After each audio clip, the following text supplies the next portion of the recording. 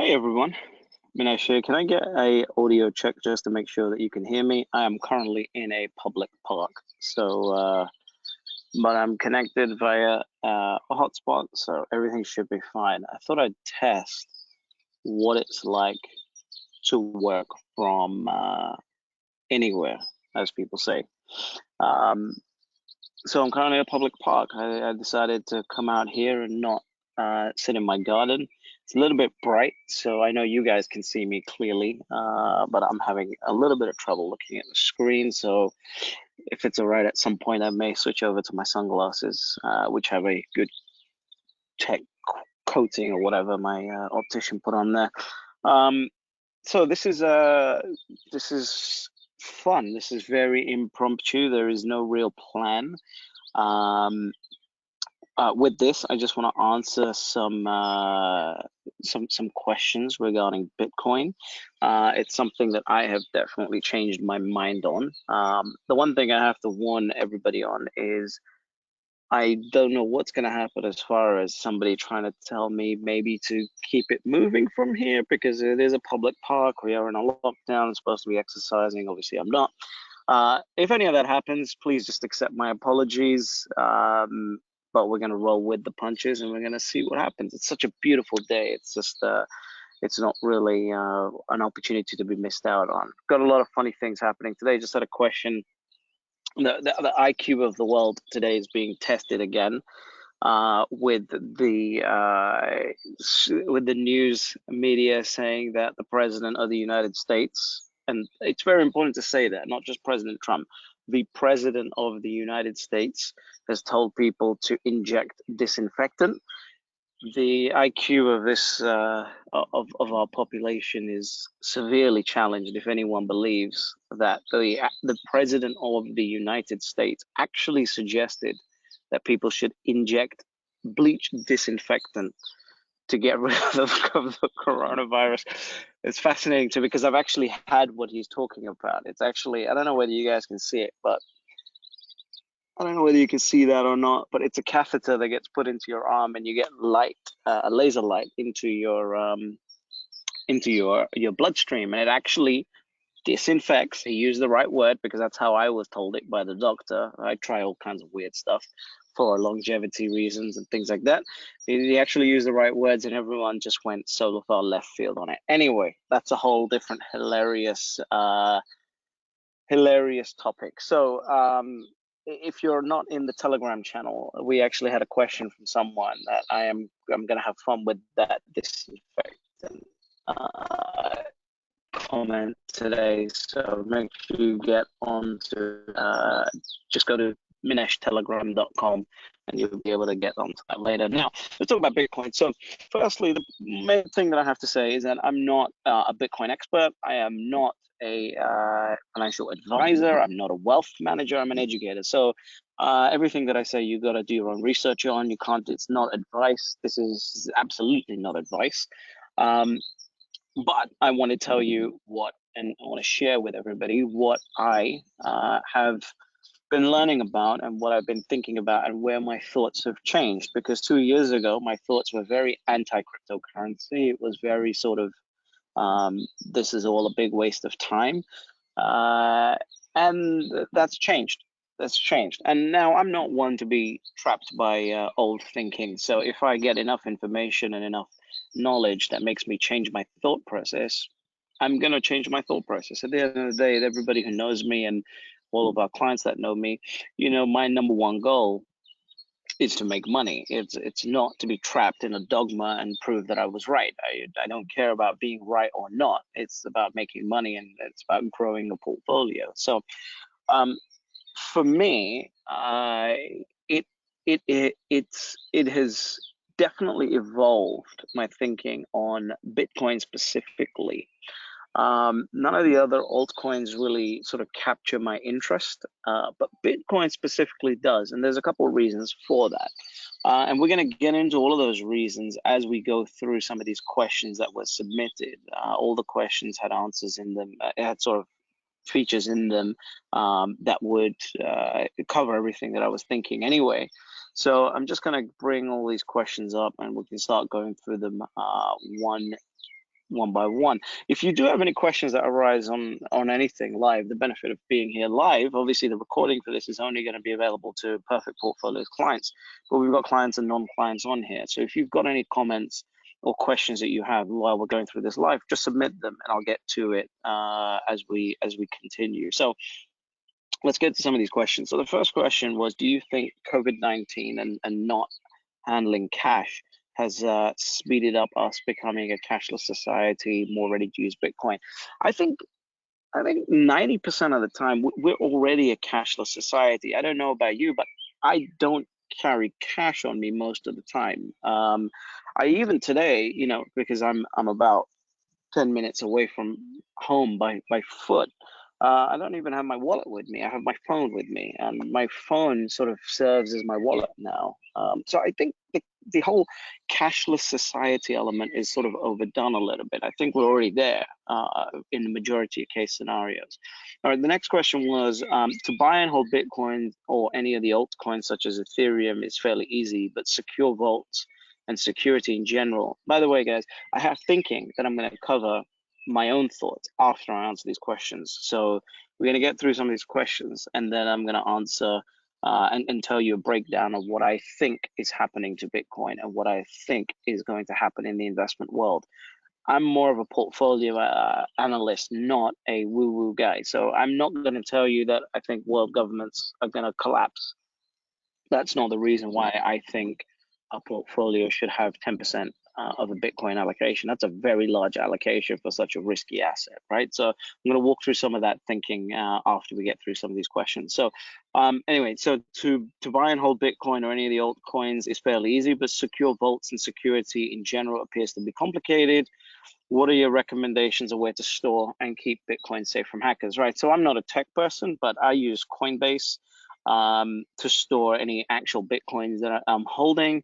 And as far as from an equity perspective goes, I have investments in stock symbol Hive, HIVE, which is a miner, and a Bitcoin trust called GBTC. That's the symbol. So that's how I do it. I have spread across my equity portfolio, as well as actual Bitcoins that I'm holding. Okay.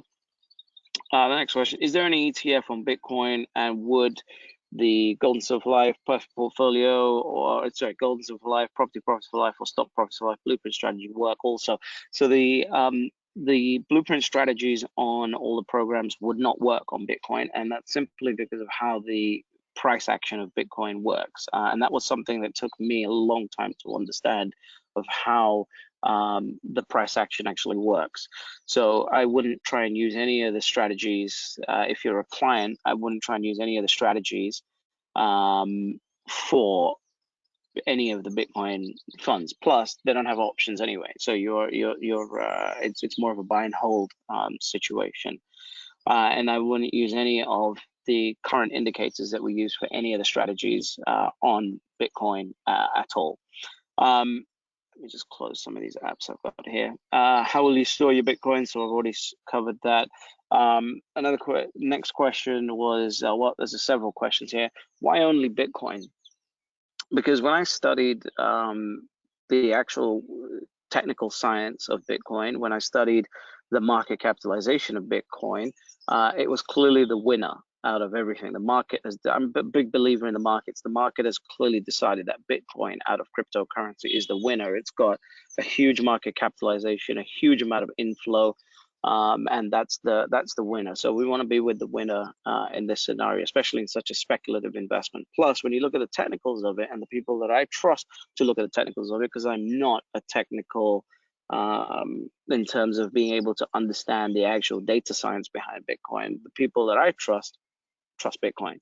What made you decide on the 10% allocation? That's a huge allocation when I think about it. Out of a portfolio, and you've got stocks, you've got real estate, you've got gold and silver, to allocate 10% of that to Bitcoin it is a large amount, and I understand that. But the reason why was, to me, Bitcoin is becoming more of a reserve currency than anything else, and we'll cover that later. But that's why there is a 10% allocation in Bitcoin. Will you be doing the strategy on those two stocks? Nope. The Bitcoin strategy is completely unique. I mean, we're not planning on releasing any products or education about it. I'm going to tell you everything I think about it on this Q call. So we don't have a plan of releasing any coaching or anything around Bitcoin. And the strategy that we would use on PPFL, SPFL, and Gold and Silver for Life wouldn't work anyway. So is your strategy just to buy and hold until it hits a high? Yes and no. Majority, yes. Buy and hold is the key.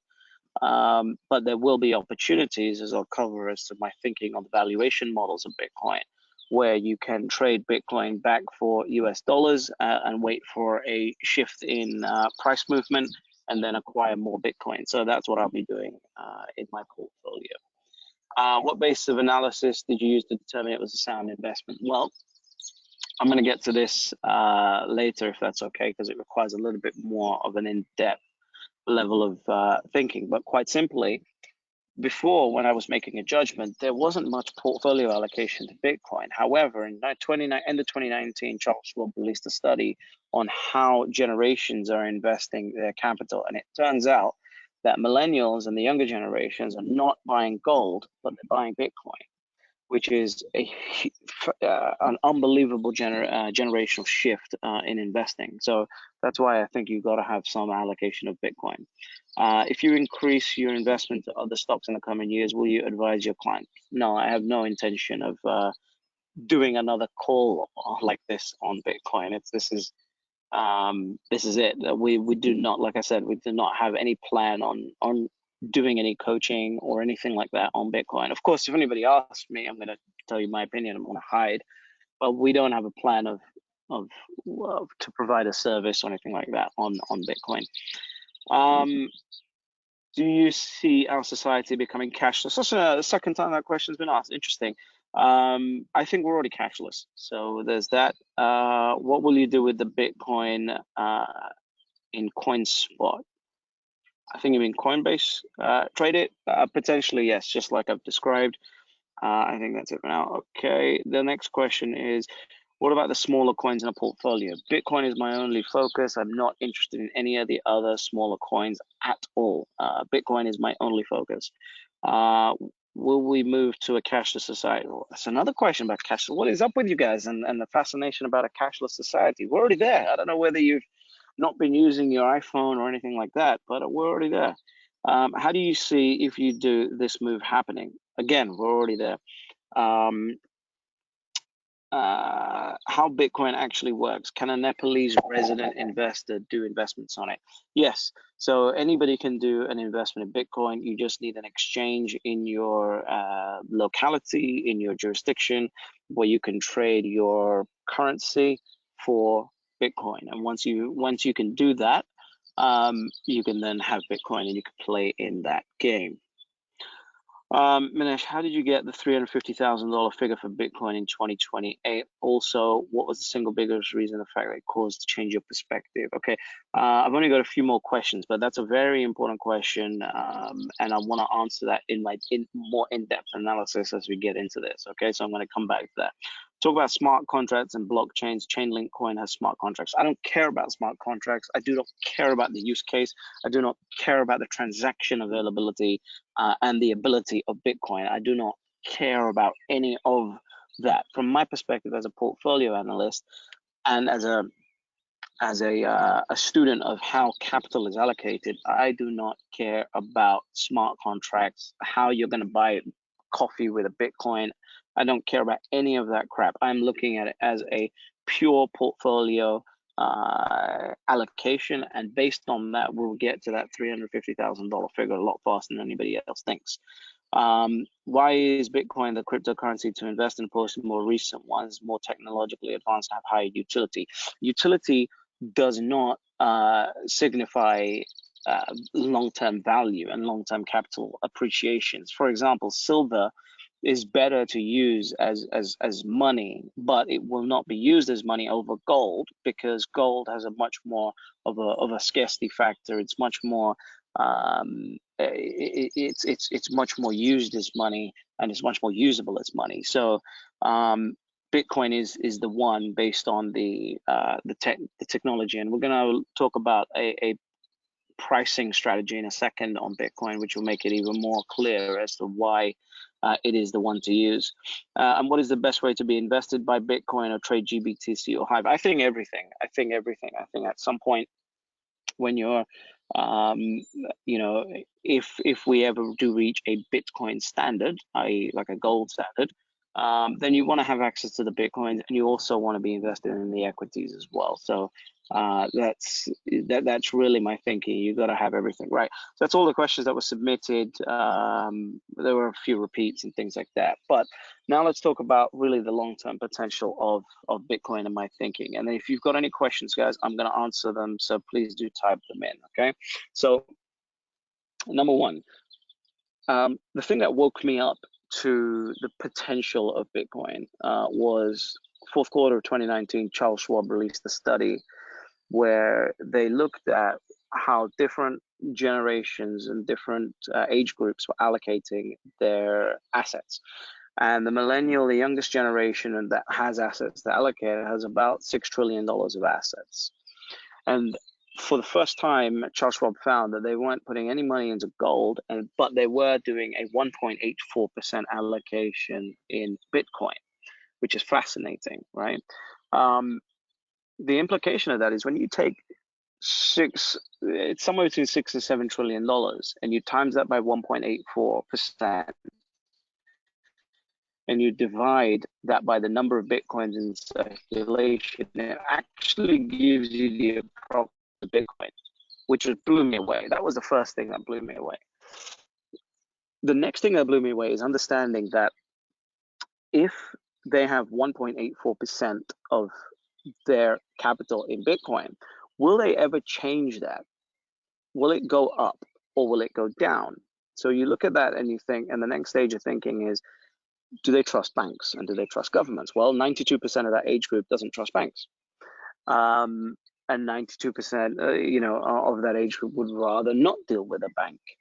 And so I think it could only go up from that scenario. Now, add on to the fact that in the next 20 years, that age group will receive somewhere in the region of 60. They currently have 6 to 7. And in the next 20 years, they will inherit 60, that's a very important number, 60 trillion US dollars of wealth to allocate. Now, assuming that you have $60 trillion and 1.84%, so not a single basis point increase, but 1.84% allocated into Bitcoin, that puts Bitcoin at roughly the $350,000 a coin element, range rather. You then look at how the fact that Bitcoins are scarce. It's you can't just create more. At some point they will come to an end, and there is a decreasing inflation with how Bitcoins are created. You think, okay, so what if more capital starts rushing into this faster than that 20-year time horizon? Well, then Bitcoin could reach numbers, and people that I respect a lot when it comes to their analysis think Bitcoin could reach $1 million a coin very, very a lot sooner than what a lot of people think, simply because when you look at it from a hedge fund perspective, it is there is a lot of capital to allocate. And so, you know, there is currently $300 trillion of household wealth around the world, and that's got to be allocated. And what if that allocation jumps from 1.84% to 5%? You're looking at numbers in valuations of Bitcoin that are absolutely crazy. So I think it's worth having a portfolio allocation in Bitcoin. The next thing that is very interesting is how Bitcoin's technology actually works. See, when you study what money is and how assets can be used as money and how particular assets are rare and why they're rare, there is a model that's used in gold and silver called stock to flow. And it never occurred to me to even consider applying the valuation model of stock to flow to Bitcoin until I read it, until I read that someone had actually gone ahead and done it, and it completely gave me a brand new sense of understanding of how Bitcoin's actually valued, because that's the biggest problem. How do you value Bitcoin? Why do the prices keep going like crazy up and down? Why is there so much volatility? Well, how stock to flow works is very simple, and the reason this will make sense as to why gold has remained money over a long period of time, and why it's held its value as money over a long period of time. It's really, the analysis is how much stock of something is there on the earth, and then how much flow of it is being dug up out of the earth on a yearly basis. And the higher the stock to flow ratio, i.e., the longer it takes you to dig something up out of the ground and replenish the entire stock that's already on the ground, the more scarce the asset is. And so, for example, gold. In order to dig up the amount of gold that there is currently on this earth, it would take 62 years. And it has the highest stock to flow ratio for any asset that has been accepted as money. So that's why gold has its position when it comes to money. It's also why silver generally will not replace gold as the preference to money over a long period of time. It's done it in short periods throughout history, but never done it in a long period. Because silver's stock to flow ratio is something like 20 to 25 years. And it's also why when money gets printed, you'll see gold, and our clients know that I've started recommending a higher allocation in gold versus silver over the next few years, because gold versus silver, gold is way more rarer because it's harder to dig it up out of the ground. No matter what happens to the price, you can't just dig more gold up out of the ground. Whereas silver, if you inject $20 billion into the silver mining industry, you can go find some more silver. So it takes much less time to replenish the amount of silver on Earth than it does the amount of gold, which is why gold has the position that it does as money. The thing about Bitcoin is that Bitcoin every 4 years has an event called a halving event. And what that means, it's built into the technology that every 4 years, the amount of Bitcoins that can be dug up or mined goes down and halves. And what that does is that every 4 years, it increases the stock to flow ratio of Bitcoin. And so right now, Bitcoin and silver are very, very similar in their stock to flow ratios. As the next halving happens, which funnily enough is mid-May, the stock to flow ratio of Bitcoin suddenly goes up by an order of magnitude. So it starts now putting it closer and closer to gold. And by the halving in 2028, Bitcoin is actually got a stock to flow ratio of higher than gold.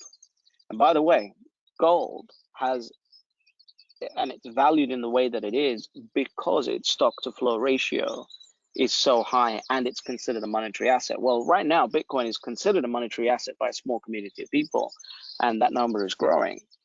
And if, the key point here is if Bitcoin is continued to be considered as a store of wealth and a monetary asset, and the stock to flow ratio goes up, then this thing could explode, right? And so that's the if scenario of that. So when you look at it like that, Bitcoin is actually, forget a transactional tool, and I don't really care what a fifth world country is doing as far as Bitcoin goes. I don't care if $1 trillion a day is being used to buy and sell Bitcoin. If at the end of the day that is settled in cash, in dollars, for example, I don't care. That for me, that adds no value. The key point is how much of Bitcoin is held for future gain and for future asset value. That is the key. And I think it's a lot. I don't think many people are holding for a short period of time. I think the many people that are not traders, that are people like me, hedge fund managers, different hedge funds, Grayscale Bitcoin Trust, GBTC, for example, they're holding for a long period of time. And then you look at the amount of Bitcoins that are lost, and you look at the amount of Bitcoins that are held, and then you look at the availability when it comes to actually trading Bitcoins. And there isn't that many. So even though we think, okay, there might be 21 million Bitcoins in circulation, I don't know. I don't know. I don't think there are 21 million Bitcoins in circulation, because I'm certainly not circulating mine, right? And hedge fund managers I know are certainly not circulating theirs. And there are many people that I know that have lost Bitcoins, and they're certainly not circulating theirs. So the actual circulation of Bitcoin could be much lower than what we think. And that could drive the price up as well. So really the game plan for me and my thinking around Bitcoin is that because of the portfolio allocation of millennials, because, by the way, every generation, I don't know whether you knew this or not, but every generation has its own asset class that it the majority of the population invests in. So it was gold, it was real estate, then it was value stocks, then growth stocks, and now it's taken a jump to cryptocurrency. 1.84% might not sound like a lot, but when you're looking at an asset manager like Charles Schwab telling you, yeah, 1.84% of $6 to $7 trillion of our assets under management, we're being told to invest in Bitcoin. It's a big, big shift. It's why all the big asset managers are getting involved in Bitcoin trading. It's why all of these things are happening, because there is a flight to capital. Now, here's the thing.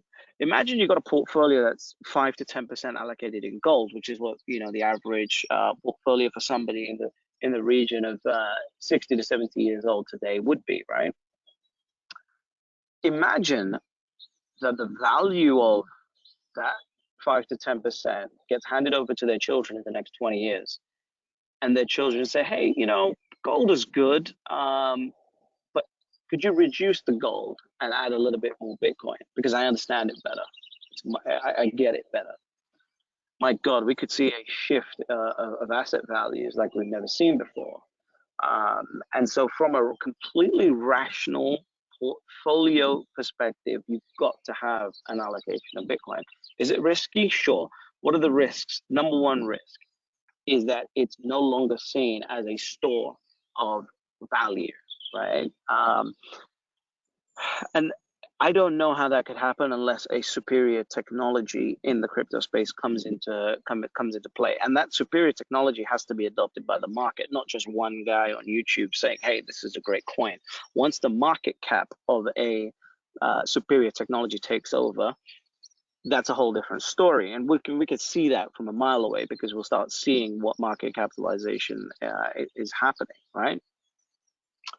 So from strictly a portfolio, and I know I've been talking for a while, guys. If you have any questions, again, like I said, please do type them in, and we'll get to them.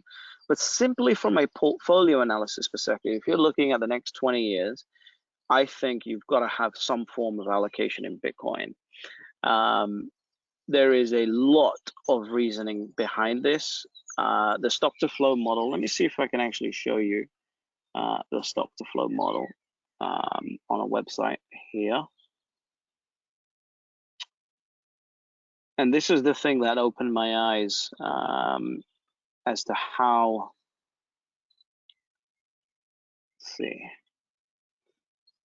All right, can you see my screen? You should be able to see my screen, guys. Can I just get a confirmation that you can?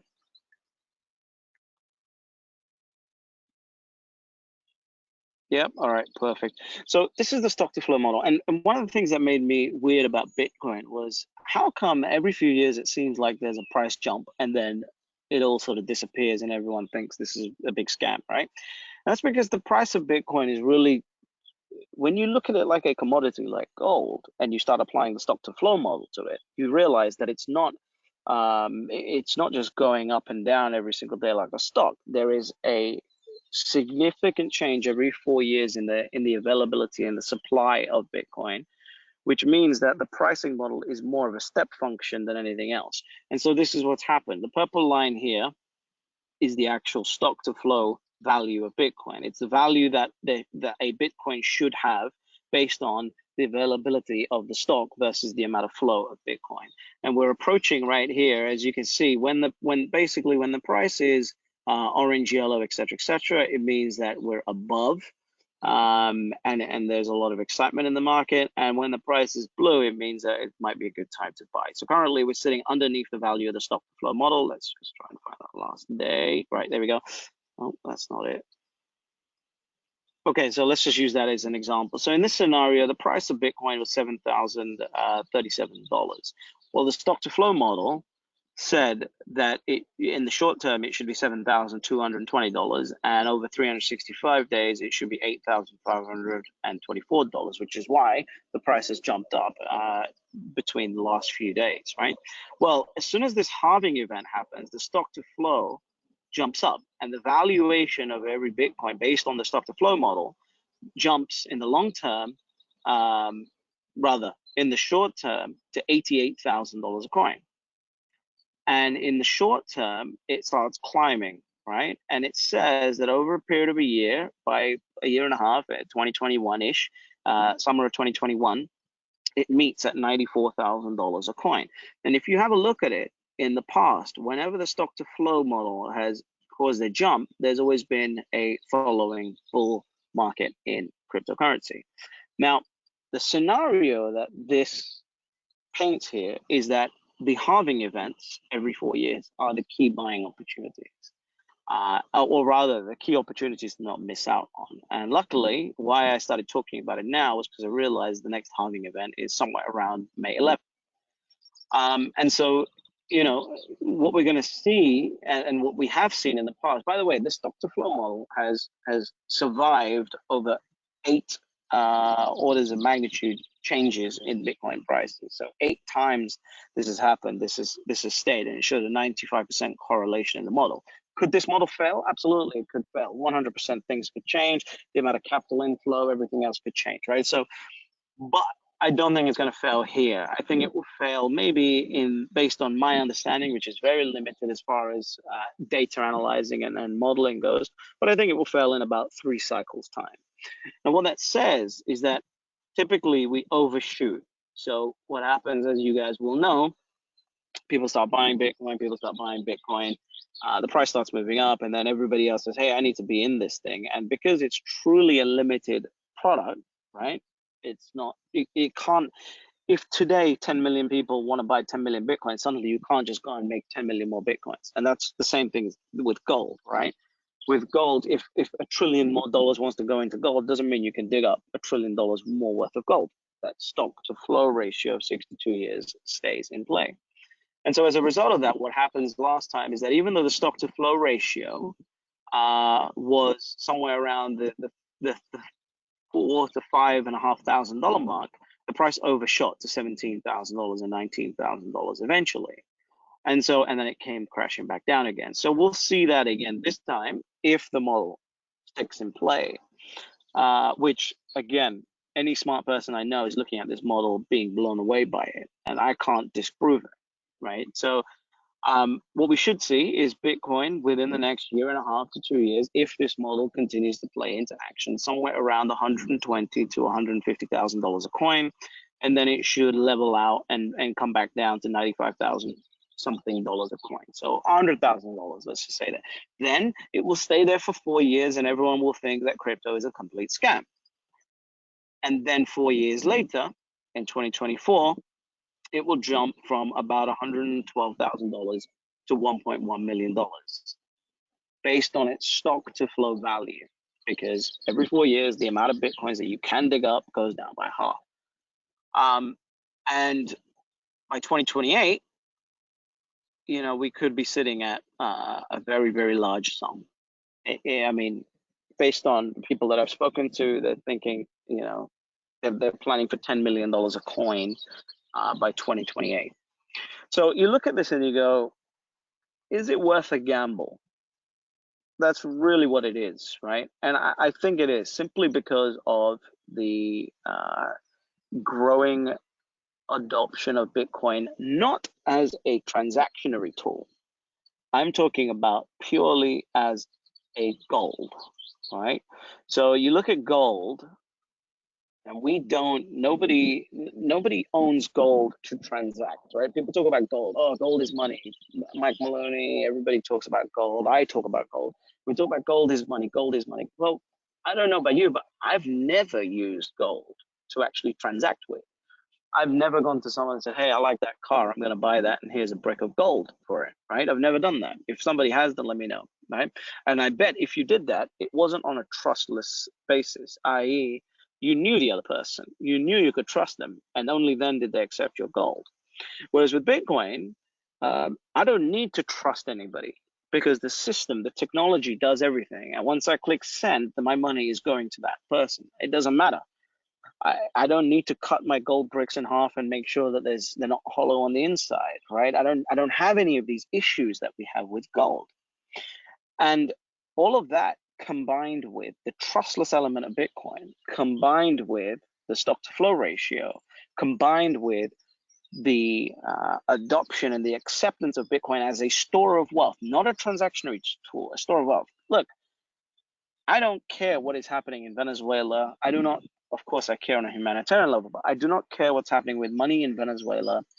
I don't care what's happening in India. I don't care what's happening in some Asian country that hasn't got a GDP to talk about. If they're using Bitcoin to transact, it doesn't matter to me.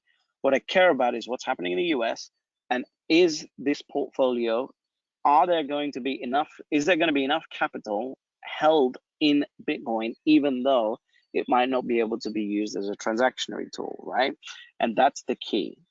If it can, then this thing's going up. If it can't, then it's going to fail. And I think it's worth, based on what's happened in the adoption process so far, I think it's worth an allocation in Bitcoin to go ahead and do this. Now, the key point is that you've got to be very careful. You've got to research how you're going to store your Bitcoins. You've got to research how you're going to do it. And I think, the safest way from what I've seen to do it is GBTC, but there is a premium. You've got to go and understand the fund. Again, we're not teaching about any particular funds or anything. You can do your own research and find it yourself. But you've got to look at the benefits and the advantages and the disadvantages of each and every single fund that there is out there, and just make sure you don't get invested into the wrong one, right? And at the same time, holding your own Bitcoins, it can come as a risk as well. So again, to sum this all up, what I want to say is, if Bitcoin is adopted as a store of wealth, not a transaction tool, a store of wealth, then this thing is going through the roof. If Bitcoin becomes a gold standard 2.0, which based on the stock to flow ratio, it could very well become, as long as it is accepted as a store. This thing could be it could be huge. It could be phenomenally huge, and I don't want to put particular numbers on there, right? But could be huge. And so that's why I decided to invest in Bitcoin. Now, I'm late to the game, but I'm still very early, right? I'm late to the game. I had the opportunity. I owned Bitcoins at 70 pounds a Bitcoin, and I sold them. So I'm late to the game, but I'm still very early, because everything that I've shared with you, not that many people on earth are talking about Bitcoin the way that I've just spoken about it. I do not care whether it becomes a government tearing down system. It's not going to. Governments are not going to let go of control. What I care about is, does it become gold 2.0? That's it. If we really want to put it like that, does it become gold 2.0? There's a chance. And by the way, it doesn't mean that they can't coexist. Gold has a phenomenal future ahead. It doesn't mean that I'm not a fan of gold. I'm a huge fan of gold.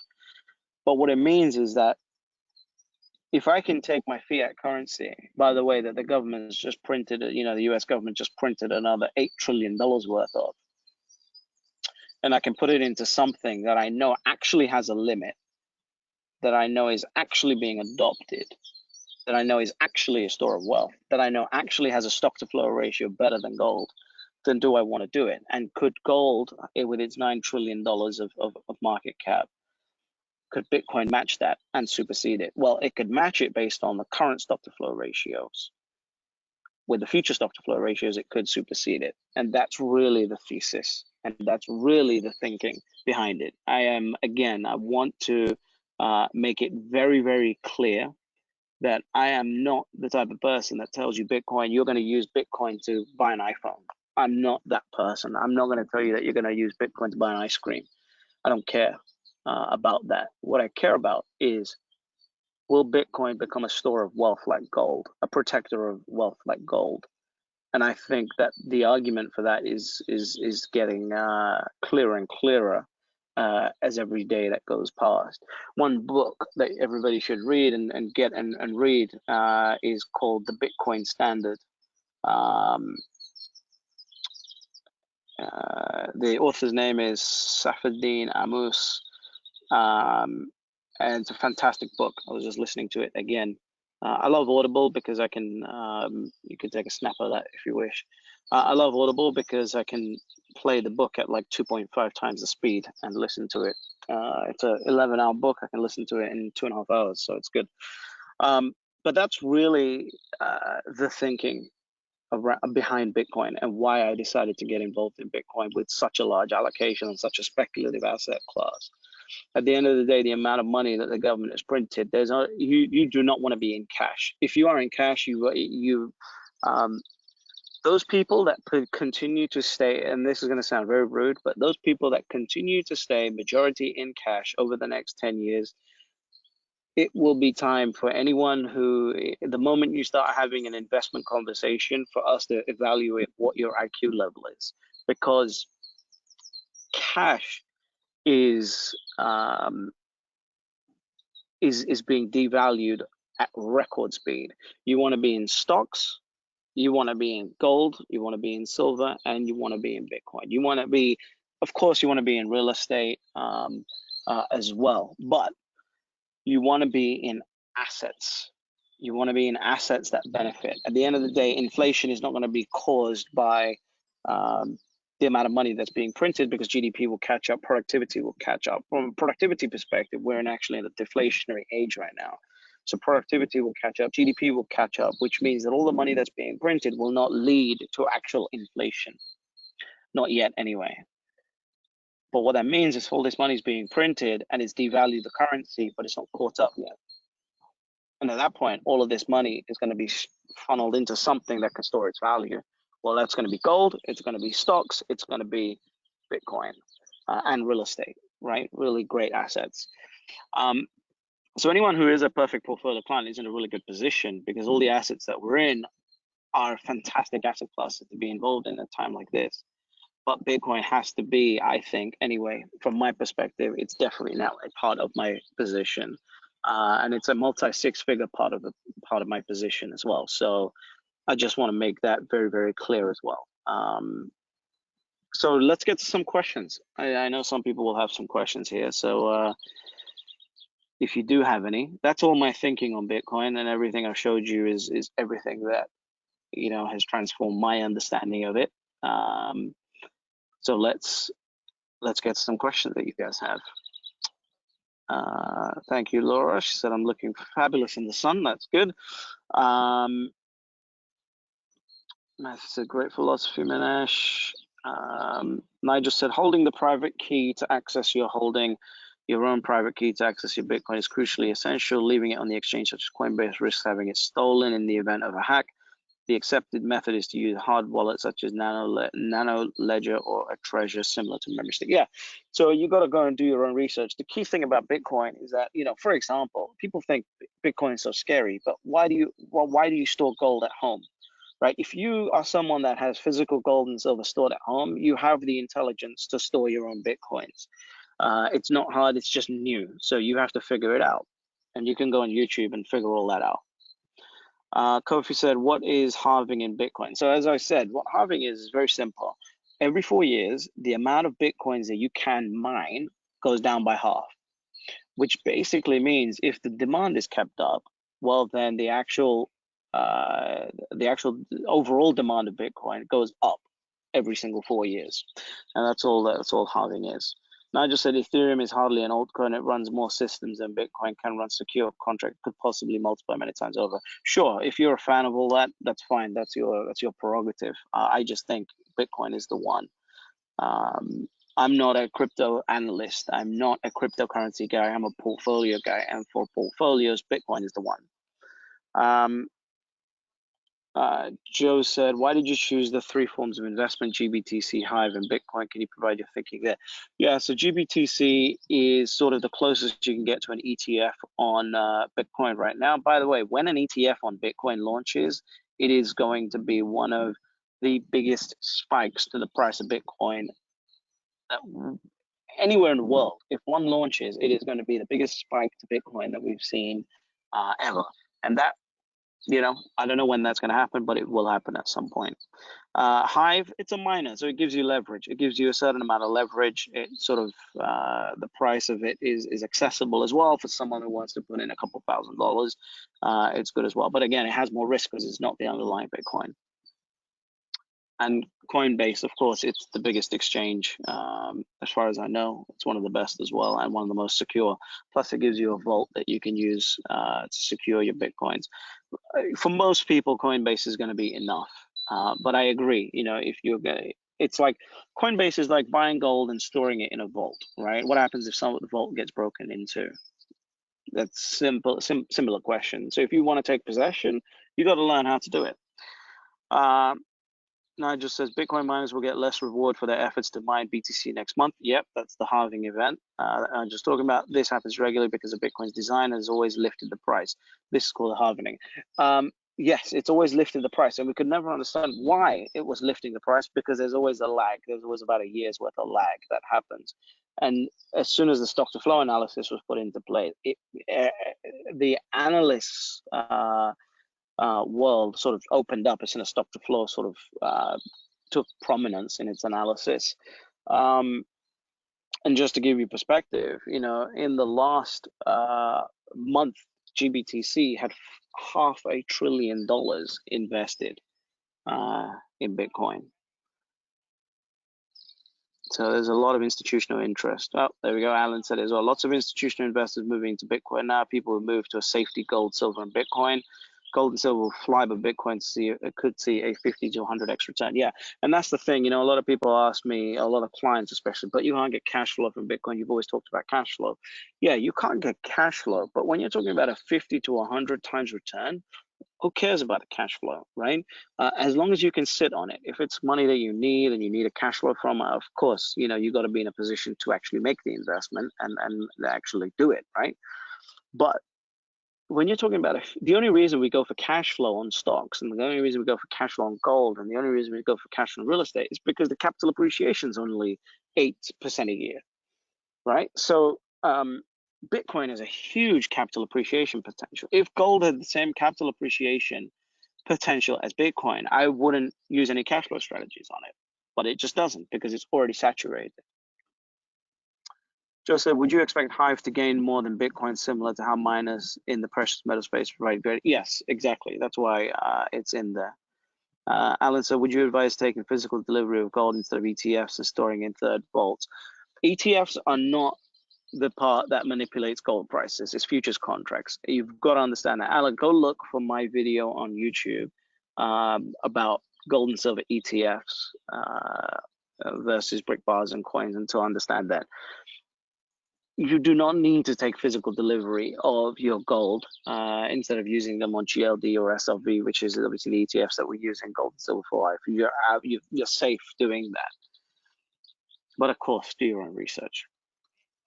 Joe said, what will the next halving of Bitcoin do to the value of Hive?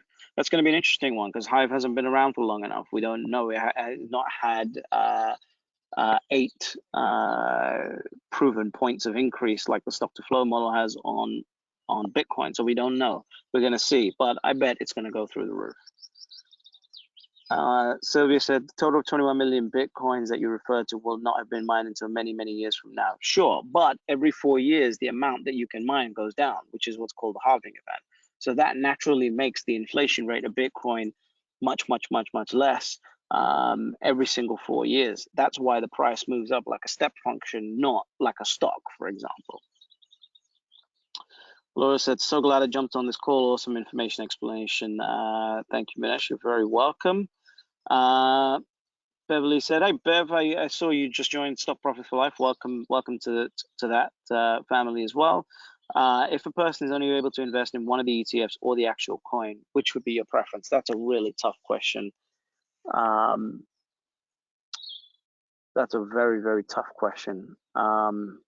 The good thing about it is you don't really need to make a decision like that, because the way Bitcoin works is divisible, right? So you can, if you've only got $10,000, you don't have to only buy a coin. You can buy $2,000 worth of a coin, and you can put $2,000 in GBTC and the rest in Hive or whatever you want to do.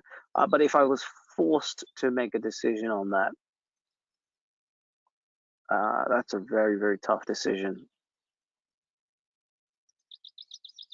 I feel like Bitcoin purists will want me to say you've got to actually own the Bitcoin.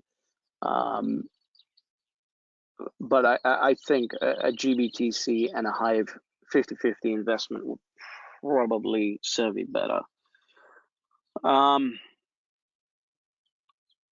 Laura said, love listening at speed. I guess you're talking about Audible. Ed Cole said, very grateful for your insight. You're very welcome. Laura says, I use Ledger. Ledger is a hardware wallet. What that basically means is you have something like this, and you can store actual Bitcoins on it, which gets too complicated. It's a new thing. It's complicated because it's misunderstood. It's not actually that complicated. Jeffrey said, if you don't hold your own private keys on a hard wallet, you won't receive the forks. Look, like I said, I'm not someone who's a crypto expert. I'm not that guy. I never wish to be one of those guys that you see on social media that's suddenly a Bitcoin expert. I'm not that. I'm just a portfolio guy. And looking at it from portfolio analysis, I know I have to be involved in this. Jeffrey said, welcome aboard, Minesh. Well, thank you very much. I know there was a lot of my clients who were disappointed with my opinion on Bitcoin. And by the way, my opinion was based on everybody talking about the fact that this was going to revolutionize transactions. And it's not. It's not going to revolutionize transactions. Yes, you might be able to pay for the occasional thing with Bitcoin, but it's going to be so much more convenient to use a fiat alternative to make a payment. My perspective completely changed when I started looking at that Charles Schwab data on portfolio analysis. Heiko said, Hamish, could you please explain the Bitcoin strategies one more time in detail, especially when to sell or buy Bitcoin positions, especially because you're not able to cash flow Bitcoin like the perfect portfolio position? Yeah, so there's going to be different times based on stock to flow, based on, different analysis points that are different to stocks, gold, and real estate, where you will decide whether to buy or not. And again, like I said, I've got to emphasize, we're not setting up a coaching program on Bitcoin. This is not something that I have a plan to do. I don't know even if there's any interest in that or not. And I do not want to become a crypto expert. So from that perspective, it's buy and hold long term, and there's not going to be a timing element to it. You've got to understand a lot more about timing to actually start trading Bitcoin. It's completely different because of the stock to flow about how stocks work versus how Bitcoin works. So be careful with it. That's all I can say. But if you're holding for the long term, buy and hold. Matthew said, do you think at some stage we'll be able to buy stocks and maybe even property with Bitcoin, or is it not a currency? I don't know about that. I don't know. I don't know whether it becomes a store of value or a currency. If it becomes a standard, like the gold standard, for example, in essence, you will be by proxy investing and buying stocks because you'll have some form of currency that is attached to Bitcoin, and you're buying stocks with that. So by proxy, you are, but I wouldn't be able to say on that. Drew said, how do we get money out of Bitcoin to buy real estate, please? Well, from my understanding, you would take your Bitcoin to an exchange, probably already in an exchange. You would sell it in the exchange. You would take your cash out, wire it to your bank account, and go buy your real estate. at some point, you will get to the point where somebody that owns real estate will accept Bitcoin for real estate. Ab said halving will be on the 12th of May, and last Bitcoin to be mined will not be on 20. Wait, is it 12th of May or 11th? I don't know. It's somewhere in that period, right? And by the way, it doesn't mean that you need to rush in, because the price of Bitcoin is not going to immediately spike on the halving day. It takes a year and a half to lag, but it will climb slowly to do that, right? And then it will pop right at the end. Halving will be on the 12th of May, and last Bitcoin to be mined will not be on 2140, as falsely mentioned of you articles. Last Bitcoin mined will be in this century. I don't know about any of that. I'm not a crypto expert, so I have no idea about that. All I know is that the halving, the stock to flow ratio, means that as an asset allocation tool, it's becoming more and more relevant.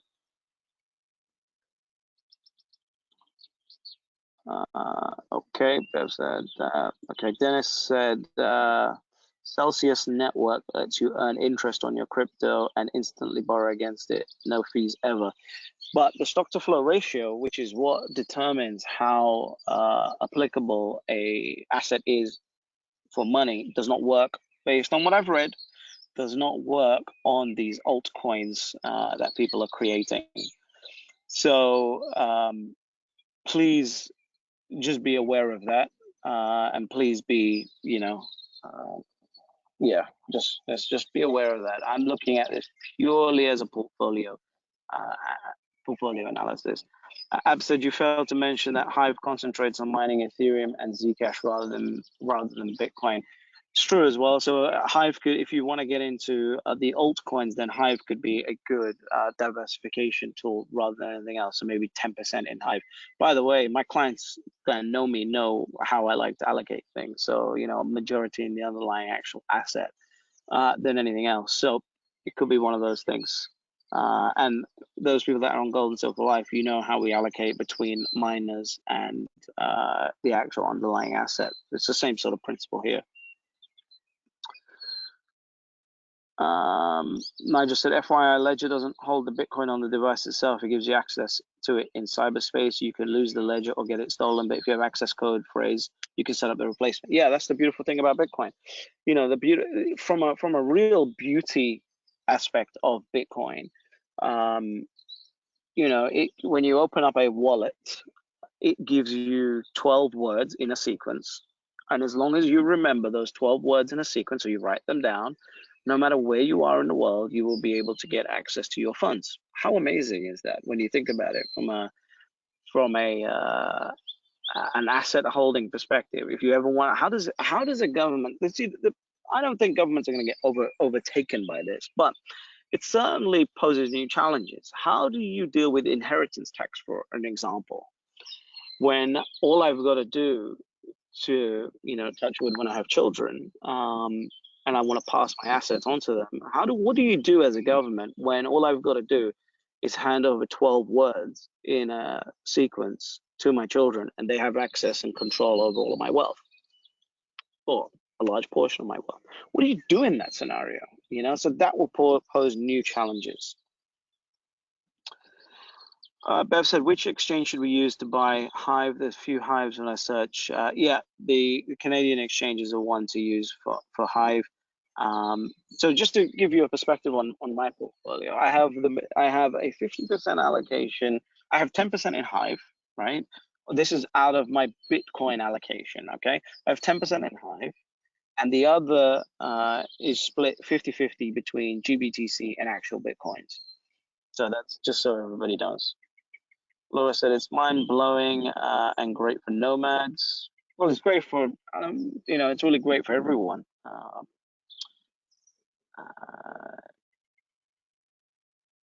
Ab said, I know the approximate year in which the last Bitcoin to be mined.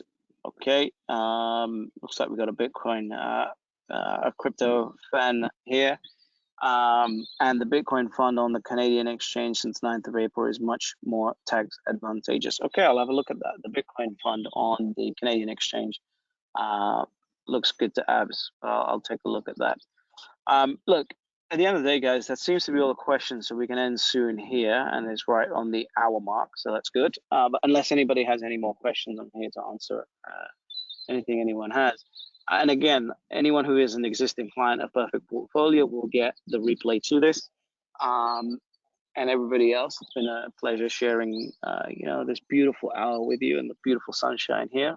And we haven't been disturbed. It's fantastic, right? So my closing thoughts on Bitcoin. I am not a crypto expert. I am not a Bitcoin fanboy. I am not a person that thinks you should dump everything else and get into Bitcoin. I'm simply a portfolio guy, and my thinking started changing towards Bitcoin when Charles Schwab's portfolio study came out end of 2019, and that took several months of research, several months of speaking to people to actually fully convince me as to what the hell was going on. So everything that I'm saying is based on that. It's based on portfolio allocation, not woo-woo crap, basically.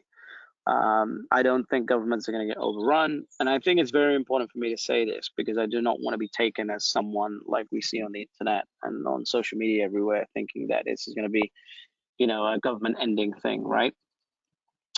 So this is going to be a store of wealth. This is going to be potentially a better store of wealth than gold, based on the stock to flow model. And you have a lot of things to research. You have the research stock to flow model. You can go read and listen to the book, and just go do some research and get involved in this. Fadila is a client of ours for a number of years. So thank you for this. I've been religiously buying BTC with at least 10% of my salary. So I'm happy. That's fantastic. Well done. And so, yeah, at the end of the day, guys, be careful with how you do it. You got to do it smartly. You got to do it sensibly. You can't just rush in to this. You got to do it very intelligently, and you got to be careful about how you do it. You got to learn about everything you're doing. But the goal of Bitcoin is a wealth store, not a transaction tool. If you can get that understanding, everything else becomes simple. I just said keep hodling. Hodling is a term in the crypto community, holding on for dear life, basically. Drew said, and to buy, we have to find an exchange. Yeah, I mean, the biggest exchange anyone should be able to get access to pretty easily is Coinbase.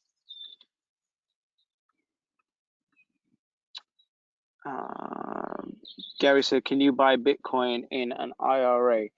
I'm pretty sure if you have a look at the rules, you should be able to buy GBTC, not actual Bitcoins in your IRA. You should be able to buy GBTC. All right, any last questions, guys? Here's an interesting thing. How many people are going to at least put something into Bitcoin as a result of what I've been saying? Might not be a full 10%, but how many people are going to put something?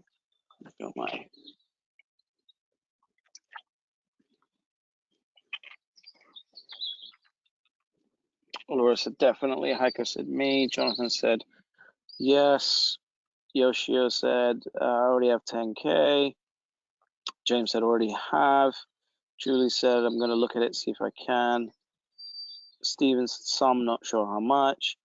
Dennis said yes, even before this. Bev said yes. John said already in. Suzanne said already have, putting in more.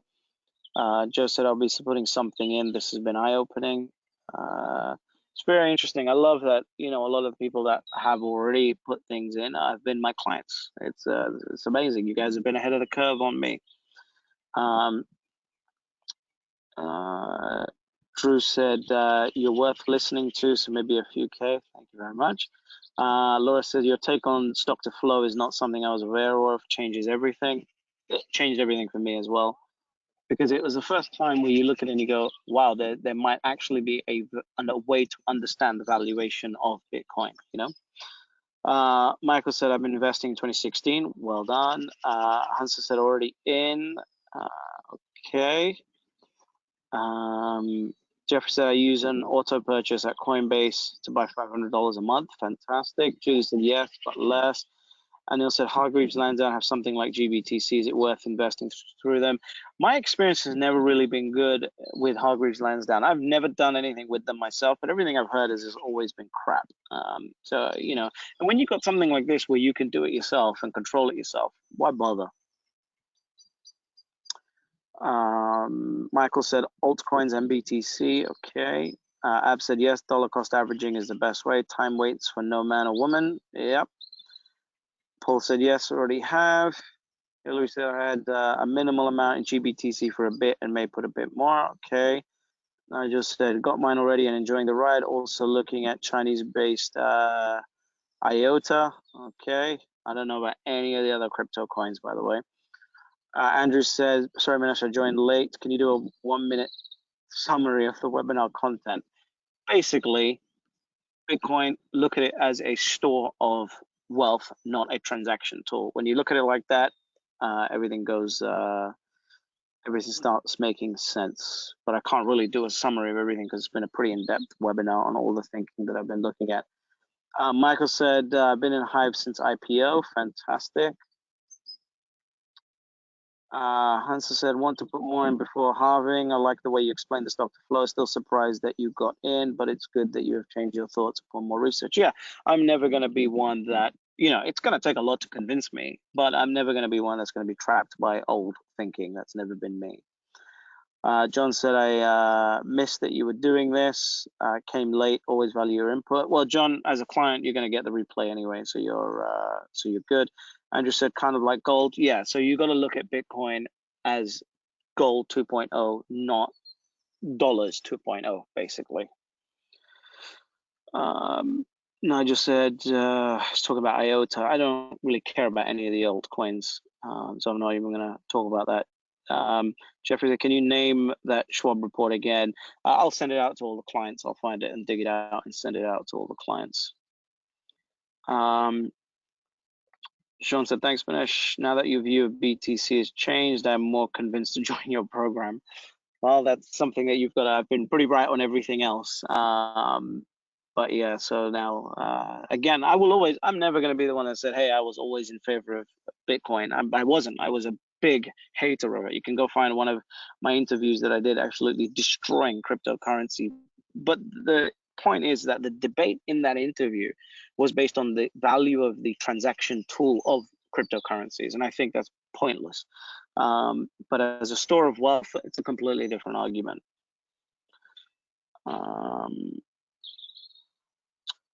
Nigel said, IOTA, you didn't like a Bitcoin a couple years back. I'm looking at this base. You're absolutely right. And if IOTA's market cap suddenly starts matching Bitcoin's, I'll be very interested in it. But I'm only looking at it as a portfolio analysis tool. Like I said, I do not care what 10 million Asian or Latin American people are doing. I genuinely, I could care less. What I care about is the $300 trillion of actual assets, household wealth. What's that doing? That's what my job has always been, and that's what I will always care about. I do not think that the transaction value of something gives it a store of value. So it's just like US dollars, right? That's a perfect example of this. I can use US dollars as a transaction value. That doesn't mean I want to use it as a store of value. That's the differential in thinking. To me, cryptocurrency, hold on a second, you guys are talking about this as a transactional tool. And why does that make any sense when you think dollars are less valuable, right? It didn't make sense to me. Soon as my thinking shifted towards a store of value, everything else changed and all the research then flooded. Again, when you're ready, the information finds you, I guess, right? The world is transferring to a new system of fiat transfer, a replacement to SWIFT. I've been invested in this new system. Fantastic. Well done for you. I don't really do private equity investments like that, and I don't know whether Bitcoin's going to be that or not as a transactional tool. Again, I'm looking at a safe portfolio allocation. That's it. Andrew said, I think eventually may be able to get used as transaction value with newer, better, cheaper technology. Who knows? Who knows? I don't care if it does anyway. As long as, like I said, the gold that I have stored, I'm not hoping to use it as a transactional tool. I'm hoping that as a result of all the money that's being printed, people are going to wake up and go, hold on a second, I need something that actually takes a long time to get dug up out of the ground and that can't be destroyed. So I need to get into gold, right? And I think gold will hit $3,000 within a year to a year and a half to 2 years at the latest. All right, I think that's all the questions. We're now just getting cryptocurrency fanboys and fangirls talking about how great it is, and I'm not really into that conversation. So, you know, I think if you want to stay in touch, go to on your phone, go to www.mineshtelegram.com, MINESH telegram.com, and join the public Telegram group. For clients, you guys know how to access the client-only Telegram group. Thank you so much for being here. I know it was last minute, but I hope this has been valuable for you. Everyone who's an existing client of Perfect Portfolio, you will get this as a replay. Anyone who isn't, it was a pleasure spending this time with you, and hopefully I'll be able to convince you to become a client at some point in one of our programs. Take care, and I'll speak to you guys soon. Bye-bye.